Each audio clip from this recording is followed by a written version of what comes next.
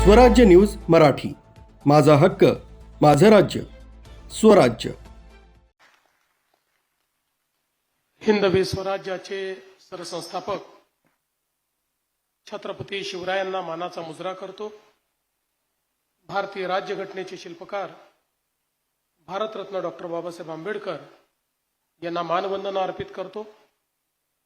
नाशिक विमानतळाच्या विस्तारीकरणाच्या भूमिपूजन कार्यक्रमामध्ये मंचावर उपस्थित राज्याचे जलसंपदा आणि कुंभमेळा मंत्री गिरीश महाजनजी, राज्याचे अन्न व औषध प्रशासन मंत्री नरहरी झिरवळजी, राज्याचे सार्वजनिक बांधकाम मंत्री शिवेंद्रसिंहराजे भोसलेजी, सन्माननीय खासदार राजाभाऊ वाजेजी, भास्करराव भगरेजी, आपल्या नवनिर्वाचित महापौर श्रीमती हिमगौरी आडके, आमचे सहकारी आमदार दिलीप बनकरजी, सीमाताई हिरे, राहुलजी ढिकले, सरोजताई अहिरे, नितीनजी पवार, उपमहापौर विलासजी शिंदे, श्री प्रवीण गेडाम, श्री दत्तात्रय कराळे, श्री ब्रजेश दीक्षित, श्री साकेत चतुर्वेदी, श्रीमती मनीषा खत्री, श्री शेखर सिंग, श्री आयुष प्रसाद,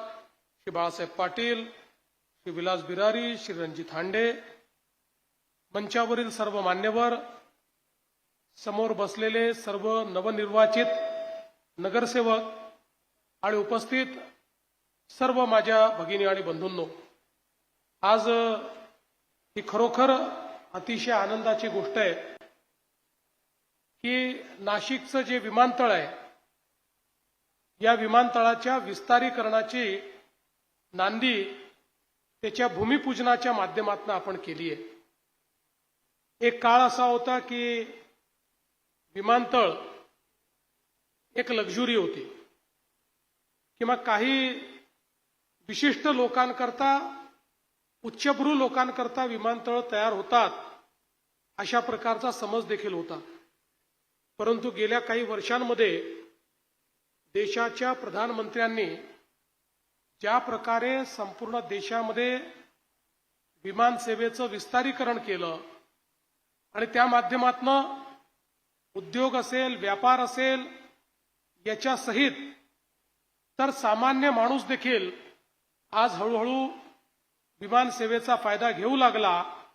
आणि विशेषतः मोदीजींनी जे सांगितलं होतं, उडान सारखी जी स्कीम सुरू केली की हवाई चप्पल घालणारा हा हवाई जहाजमध्ये उडाला पाहिजे, अशा पद्धतीचा जो विचार मोदीजींनी मांडला होता, तो हळूहळू आज वास्तविकतेत येताना आपल्याला पाहायला दिसतोय। सगळ्यात महत्त्वाचं असं आहे की आज औद्योगिक प्रगतीमध्ये सगळ्यात महत्त्वाचं जर काही असेल तर ते विमानतळ आहे। जिथे विमानतळ आहे तिथे उद्योग जात आहेत, जिथे विमानतळ आहे तिथे मोठ्या प्रमाणामध्ये गुंतवणुकी होत आहेत। आणि म्हणून आता गुंतवणुकीकरता विमानतळ हे एक अत्यंत महत्त्वाचं अशा प्रकारचं, अत्यावश्यक अशा प्रकारचं एक साधन झालंय। खरं तर आमचं नाशिक हे अतिशय स्ट्रॅटेजिक अशा प्रकारचं शहर आहे। एक प्रचंड मोठा या ठिकाणी पौराणिक, आध्यात्मिक असा इतिहास या शहराला लाभलेला आहे। नाशिक आणि त्र्यंबकेश्वर कुंभाकरता तर प्रसिद्ध आहेच, पण त्याही पेक्षा महत्त्वाचं म्हणजे आपल्या सर्वांचे आराध्य दैवत प्रभू श्रीरामचंद्र यांनी मोठा काळ या ठिकाणी वनवासामध्ये वास्तव्य केल्यामुळे त्यांच्या पदस्पर्शाने पुनीत झालेलं आणि श्री हनुमानजींच्या एक प्रकारे जन्मस्थळी म्हणून या ठिकाणी आपण या संपूर्ण परिसराकडे पाहतो।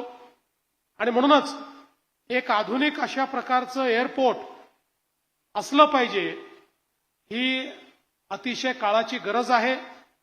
कुंभमेळा तर आहेच, कुंभमेळ्याकरता मोठ्या प्रमाणात नागरिक येणारच आहेत, कारण आपल्याला माहिती आहे की माननीय मोदीजींच्या नेतृत्वामध्ये आज आपण देशामध्ये जे सांस्कृतिक पुनरुत्थान पाहतोय, त्या पुनरुत्थानामुळेच आपण बघितलं की नुकतंच प्रयागराजला झालेला जो कुंभ आहे, या कुंभमेळ्याने सर्व रेकॉर्ड तोडले आणि प्रचंड मोठ्या प्रमाणात त्या ठिकाणी लोक पोचले. कदाचित प्रत्येक घरातनं कोणी ना कोणी त्या ठिकाणी पोचण्याचा प्रयत्न केला आणि जगातला सर्वात मोठा आध्यात्मिक मेळा अशा प्रकारे त्या कुंभमेळ्याचं जगाने वर्णन केलं.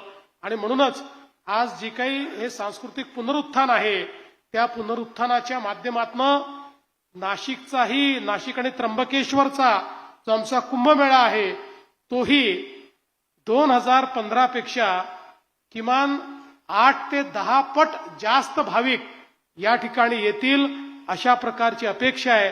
आणि त्या अपेक्षेनेच आज आपण ही सगळी तयारी या ठिकाणी सुरू केली आहे.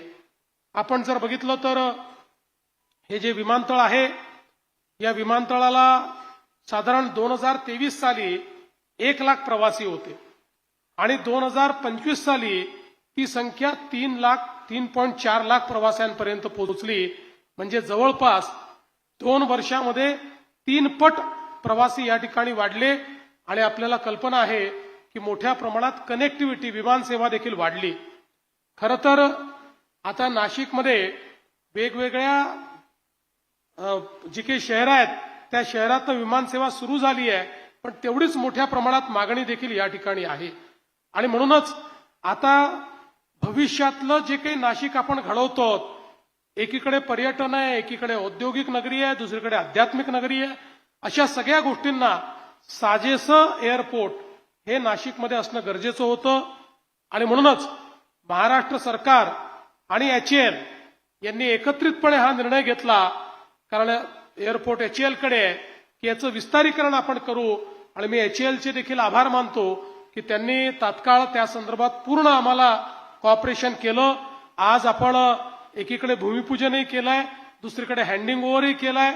त्यामुळे आता मगाशी आपल्या बांधकाम मंत्र्यांनी सांगितल्याप्रमाणे 3 पटीने या ठिकाणी एअरपोर्टची क्षमता आपण वाढवतो.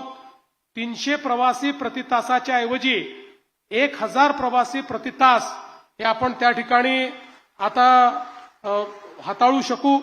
आणि जवळपास 6 ऐवजी आता 12 विमानांचं पार्किंग या ठिकाणी येईल. 24 चेक इन काउंटर असतील, गेट लाऊंज असेल, फूड कोर्ट असेल आणि दोन्ही टर्मिनलला त्या ठिकाणी जोडण्याचं काम हे आपण करणार आहोत. विशेषतः जवळपास हे जे काही टर्मिनल आहे आताचं हे 60,000 चौरस फुटाचं आहे, ते 1,80,000 चौरस फुटाचं म्हणजे 3 पटीने त्या ठिकाणी विस्तारित होणार आहे. आणि म्हणून मोठ्या प्रमाणात सगळ्या व्यवस्था या माध्यमातून आपल्याला करता येणार आहेत. आणि येणारे भाविकही असतील किंवा पलीकडच्या काळामध्ये येणारे जे उद्योजक आहेत त्या उद्योजकांकरता देखील खूप मोठ्या प्रमाणात कनेक्टिव्हिटी या विमानतळामध्ये सुरू होणार आहे. आपल्याला माहिती आहे की या सुविधांमुळे विशेषतः आपला जो नाशिक जिल्हा आहे हा जिल्हा हॉर्टिकल्चरच्या क्षेत्रात आणि भाजीपाल्याच्या क्षेत्रामध्ये महाराष्ट्राचा एक अत्यंत अग्रणी जिल्हा आहे. आणि अशा प्रकारची कार्गो कनेक्टिव्हिटी तयार झाल्यामुळे विशेषतः जे नाशिवंत पदार्थ असतात किंवा फ्रुट्स असतात यांच्याकरता आंतरराष्ट्रीय बाजारपेठ देखील खुली होणार आहे. आणि सगळ्यात महत्वाचं आता आपल्या देशाच्या प्रधानमंत्री महोदयांच्या नेतृत्वात आपल्याला संपूर्ण युरोप आणि अमेरिकेची बाजारपेठ आता त्या ठिकाणी मिळालेली आहे. युरोपशी आपला करार झालाय, अमेरिकेशी आपला करार झालेला आहे. त्यामुळे आता जी काही बंधनं या बाजारपेठेची होती ती बंधनं उठल्यामुळे मोठ्या प्रमाणात निर्यातक्षम अशा प्रकारचं काम हे आपल्याला करता येणार आहे.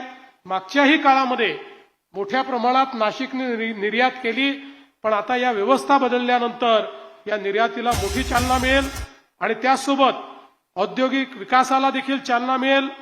मोठ्या प्रमाणात HAL मुळे तर संरक्षण क्षेत्रामध्ये आज ज्या प्रकारे आपलं जे काम या ठिकाणी चाललेलं आहे आणि ज्याला आपण संरक्षण क्षेत्रातलं आता जे काही प्रोडक्शन आहे त्याच्यामध्ये HALच्या माध्यमातून मोठ्या प्रमाणात प्रोडक्शन सुरू झालेलं आहे. नवीन चांगल्या ऑर्डर्स मिळालेल्या आहेत ज्यामुळे रोजगाराची निर्मिती होणार आहे, ज्यामुळे मोठ्या प्रमाणात अँसिलरी युनिट्स या ठिकाणी तयार होणार आहेत.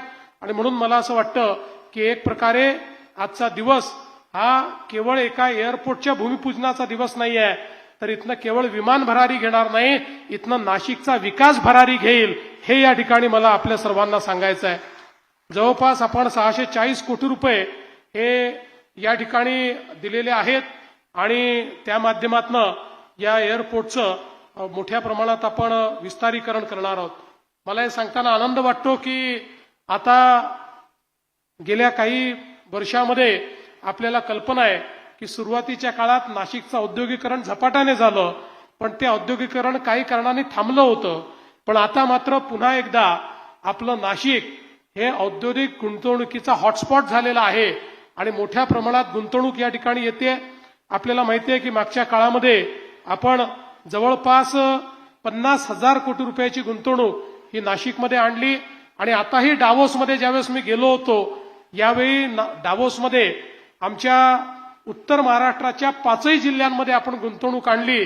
जवळपास 55,000 कोटी रुपयाची गुंतवणूक, यातनं 75,000 लोकांना रोजगार मिळेल आणि स्पेसिफिक नाशिक करता 13,000 कोटी रुपयाची गुंतवणूक ही आपल्या या डावोसच्या माध्यमातून या ठिकाणी आपल्याला प्राप्त झालेली आहे.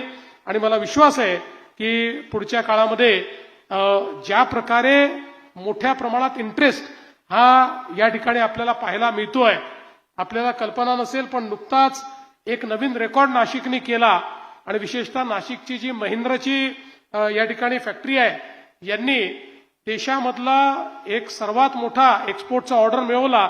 त्यांची जी बोलेरो गाडी आहे, 35,000 गाड्या या एक्सपोर्ट करण्याकरता आता त्यांना ऑर्डर त्या ठिकाणी प्राप्त झालेला आहे. त्यामुळे ऑटोमोबाईलच्या क्षेत्रामध्ये आता देशातलं प्रमुख शहर म्हणून आपल्याला नाशिककडे पाहता येणार आहे. अशा पद्धतीची सगळी इकोसिस्टीम ही नाशिकमध्ये येत्या काळामध्ये उभी राहते आहे आणि त्यातनं मोठ्या प्रमाणात रोजगाराची निर्मिती देखील होते आहे. आताच गिरीश भाऊंनी सांगितलं, जवळपास 30,000 कोटी रुपयाची कामं आपण करतो आणि यातली सर्वात जास्त जबाबदारी ही आमच्या शिवेंद्रसिंह राजे यांच्यावर आहे. पीडब्ल्यूडी विभाग असेल किंवा त्या ठिकाणी आमचा MSSIDC असेल, यांच्यावर मोठी जबाबदारी आहे. त्यासोबत आपल्या नाशिक महानगरपालिकेवर एक मोठी जबाबदारी आहे. या ठिकाणी नाशिक महानगरपालिकेनेही क्रिटिकल इन्फ्रास्ट्रक्चर जे आहे त्याचं काम अतिशय वेगानं सुरू केलंय. आपला प्रयत्न आहे की या कुंभमेळ्यामध्ये जी काही आपली गोदावरी आहे ही निर्मलही असली पाहिजे आणि ती अविरलही असली पाहिजे. त्यामुळे निर्मल आणि अविरल गोदावरी करता त्या ठिकाणी जाणारा थेंबन थेंब हा ट्रीट होऊन गेला पाहिजे, अशा पद्धतीची रचना आपण केली आहे आणि त्याचं काम देखील मोठ्या प्रमाणात आपण सुरू केलं आहे. नाशिकचा जो नवीन रिंग रोड आपण तयार करतो, जवळपास 4 राष्ट्रीय महामार्ग आणि 4 राज्य महामार्ग यांना जोडणारा हा रिंग रोड आजच आपण माझं भाकीत लिहून घ्या की नाशिकच्या पुढच्या ग्रोथचं इंजिन हा रिंग रोड होणार आहे, ज्यामुळे मोठ्या प्रमाणात उद्योग आणि लॉजिस्टिक्सचं सेंटर म्हणून आपल्याला नाशिकला त्या ठिकाणी डेव्हलप करता येणार आहे. सुरत चेन्नई एक्सप्रेसवे असेल, समृद्धी एक्सप्रेसवे असेल, वाढवणकडे जाणारा रस्ता असेल, अशा प्रकारच्या या सगळ्या कनेक्टिव्हिटीमुळे एक प्रकारे नाशिकला औद्योगिक क्षेत्रामध्ये प्रचंड मोठी प्रायमसी आता पुढच्या काळामध्ये मिळणार आहे. आपल्याला माहिती आहे की जे इलेक्ट्रिक स्टील आहे त्याच्यामधली सगळ्यात मोठी इन्व्हेस्टमेंट ही JSW आपल्या नाशिकमध्येच या ठिकाणी करतो आहे. अशा अनेक इन्व्हेस्टमेंट या ठिकाणी येताना आपल्याला पाहायला मिळत आहेत. आणि म्हणून मी आपल्या सर्वांना एवढंच आश्वस्त करू इच्छितो की यावेळेचा जो कुंभमेळा आहे त्याच्याकरता खूप तयारी आपल्या सगळ्यांना करायची आहे. कुंभमेळ्याची एकूण भव्यता पाहता वेळ देखील आपल्याकडे कमी आहे. खरं तर 2015 साली देखील आपल्या नाशिक शहराने आणि त्र्यंबकेश्वरने अतिशय चांगल्या पद्धतीनं कुंभमेळा पार पाडला. किंबहुना मी सर्व साधू संतांचे देखील आभार मानेन, कारण मेळा हा काही सरकारचा नसतो, कुंभमेळा हा आखाड्यांचा असतो. त्र्यंबकेश्वर आणि नाशिकचे सर्व आखाडे या ठिकाणी या कुंभमेळ्याचं संचलन करतात आणि त्याकरता सगळ्या व्यवस्था या मात्र आपण करत असतो आणि त्या व्यवस्था चांगल्या चांगल्या पद्धतीने कशा होतील हा आपला प्रयत्न या ठिकाणी आपण करणार आहोत. आणि त्यातून मला असं वाटतं की नाशिक आणि त्र्यंबकेश्वरचा एक नवीन चेहरा हा देखील आपण तयार करतो. आता यावेळेस आपल्याला थोडा काळ मिळाला. 15 मध्ये फारच कमी काळ मिळाला होता, त्यामुळे शक्य झालं तेवढी कामं केली. यावेळेस कालावधी कमीच पडला, पण तुलनेनं थोडा जास्त कालावधी मिळाल्यामुळे मोठ्या प्रमाणात आपण कामं हातामध्ये घेतली आहेत. मला अतिशय आनंद आहे की नाशिकच्या जनतेने महानगरपालिकेच्या निवडणुकीमध्ये एक प्रचंड मोठा विश्वास हा आमच्या या संपूर्ण कामावर दाखवलेला आहे. आणि आता नाशिकच्या जनतेच्या या विश्वासाची परतफेड एक विकसित अशा प्रकारचं, लोकांचं स्वप्न पूर्ण करणारं, एक शाश्वत अशा प्रकारचा विकास सांगणारं शहर तयार करून आपल्याला याची परतफेड निश्चितपणे करायची आहे. आणि त्याकरता महाराष्ट्र सरकार पूर्णपणे आपल्या नाशिकच्या महानगरपालिकेच्या पाठीशी उभं राहील, नाशिक जिल्ह्याच्या पाठीशी उभं राहील, हा विश्वास मी आपल्या सर्वांना देतो. आणि निश्चितपणे आपल्या सगळ्यांच्या आशीर्वादाने पुढच्या काळामध्ये ही सगळी जी कामं आपण हातामध्ये घेतली आहेत, ही कामं पूर्ण केल्यानंतर अतिशय भव्यतेने आणि दिव्यतेने आपला कुंभमेळा आपण पार पाडू, हा विश्वास मी व्यक्त करतो. पुन्हा एकदा आपल्या सर्वांचं मनापासून अभिनंदन करून मी माझे 2 शब्द संपवतो. धन्यवाद. जय हिंद, जय महाराष्ट्र.